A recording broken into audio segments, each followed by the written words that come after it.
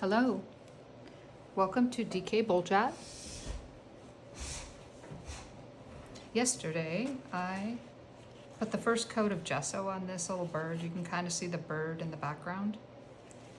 And I put a little gesso on it. And today I'm going to put another coat, and then I'm going to start on the painting that it will soon be. So sorry for that. I had to adjust the camera a little bit.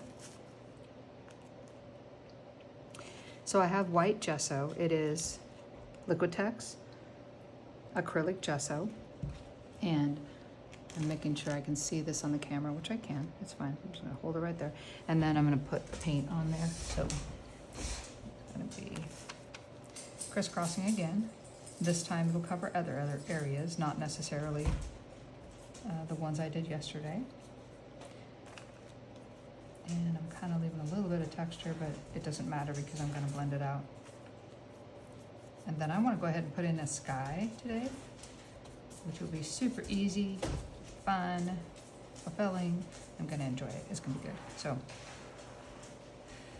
got that all in, and it's helping on the, I don't know if you remember or not, but the bird itself had some texture. So I'm going to help that go away by putting this second coat of gesso on there.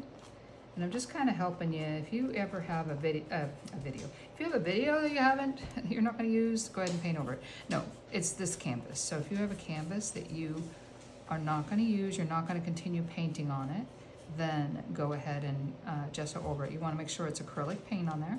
You don't want to use acrylic gesso over oil paint. That is not going to help you succeed. So I don't know. I haven't checked in to see if there's oil gesso because I've always used acrylic. And I have since started paying, I have been painting oil over acrylic, meaning once the acrylic paint is dry, I paint oil over it because it just makes perfect sense to me, because you already have acrylic on there, and you're painting oil over it, so it's fine. Gesso's acrylic, and this whole part that I painted here is acrylic, so I'm just going over it with acrylic gesso. And I've got it covered, so you can't even see the bird on here. You can't even see the texture from it. But what I'm gonna do is go ahead and get a little bit of phthalo blue. So you see that? I'm just gonna bring it up to the top, barely touch it on the palette, because I don't need a lot of phthalo blue. Phthalo blue, this phthalo blue anyway, is golden, and it has plenty of pigment in it. It is a green shade of phthalo blue, which is my favorite. And I'm gonna go ahead and, that's a dog, sorry, the dog's making noise. I have a friend, I have their dog. So anyhow, I'm gonna go and make this blend in on the top. So I'm gonna start across the top here. Not that they're gonna see that, because there is staples in that. It'll be whoever sees this painting. Okay, so now I just need no more blue. I'm just gonna go across the top and blend it in as I go.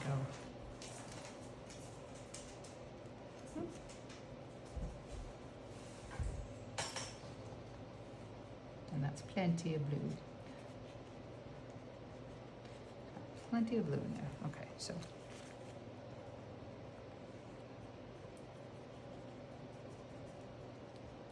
I'm just crisscrossing into this.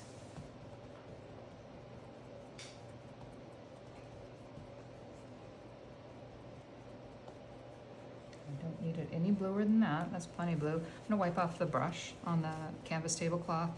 You can get these tablecloths at Home Depot, Lowe's. They're just a big old canvas tablecloth, and they work great for letting your extra paint get on there. You can throw it in the washer, which is nice. I've done that many times, especially like when I go paint on a regular basis at different areas. I go ahead and wash it, get it clean. Okay, I'm gonna need a little bit of water, and I will grab that. Hang on, I thought I had some here, but looks like I don't. I'll be right back. It's a little bit of water. It is going to be, this is distilled water. which will be the trick. That's what's gonna help everything look so much better. There we go. I'm gonna rinse off my brush. And with the damp brush, I'm just gonna blend this into the gesso. Oh, that water makes a big difference. There we go. Blend that in. Wipe it off. Go in the water again. And then get to blending. We're gonna get to blending. There we go. Yes. And I'm staying, I don't know if you noticed or not, but when I was doing that, I was going from this area up because I want the top to be darker blue than the bottom. This area up each time, and it's going to make it lighter where the horizon is and darker, more dense where the sky, up in the sky. There we go. And I have a hair right here. I'm going to remove that by poking at it. There we go.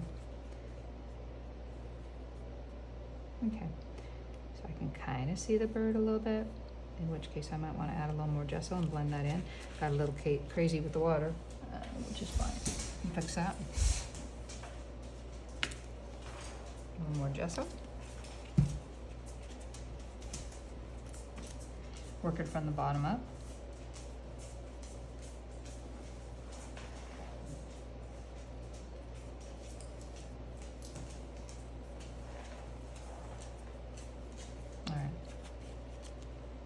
Gesso.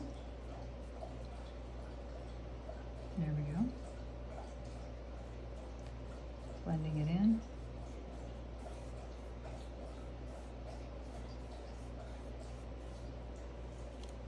All right. I think that's good enough. Good enough.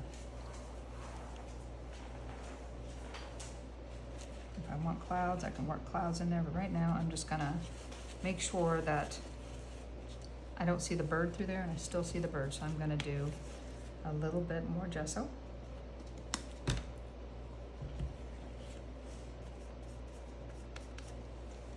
And go ahead and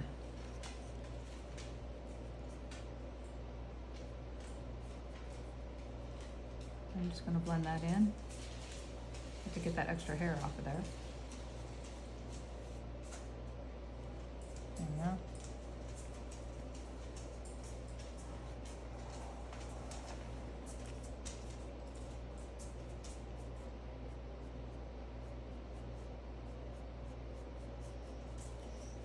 Okay. There we are. It is a perfect sky. If I wanted clouds on here, I could put clouds. I don't need to use the gesso to do that. I could just use white paint. So I would use a little fan brush, I can show you the size of it. I don't want to use the big 1-inch brush for this. I mean, I suppose you could. I'm not going to do that though. I'm going to use my little handy dandy 20-0 fan brush, and then I need titanium white, which is right here.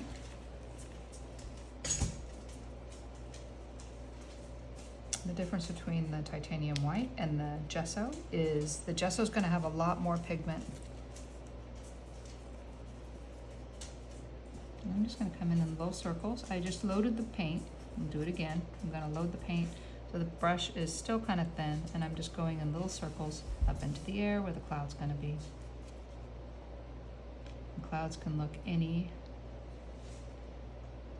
many different ways, so you don't have to worry about it being a certain. And if you have a picture in your head of what you want it to be, and it doesn't quite turn out that way, you know what? There are so many different kinds of clouds. It's kind of cool to research them and figure out what they are, like, you know, if they're cirrus or stratus or what kind of cloud are they. That is just amazing, because I totally loved being witness to Kelvin Helmholtz clouds, which look like waves. These ones are not those, but I witnessed that at the coast at a sunset, and it was amazing. I had never seen such a phenomenon, and I was so impressed. It was awesome. I got lots of pictures of it, and I painted it, and that's usually how it works. I get lots of reference photos, and then I paint the picture. But yeah, that was cool. Okay, so that's gonna be my clouds, I think, for now, and I will end up at some point probably going over this with oil paint. Right now, I think it's fine. I'm getting some clouds around the sides, even though I'm gonna put a frame on it. I don't have to have the clouds all the way around the sides. There we go. So I'm so glad you joined me today, and I thank you for any comments that you leave, or please subscribe to my YouTube channel. I am diligently working towards monetization. I'm hoping it's not just a pipe dream. I'm hoping I will be able to monetize my channel by continuing making videos. I love to paint. Why not just set up the camera while I'm painting, you know? I don't mind doing that. And I enjoy connecting with people who are like-minded as far as creating art.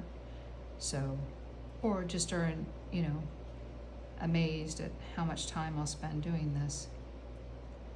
You know, I've actually had people tell me, don't you get bored doing that? Well, no, I don't, so, or ask me, you know.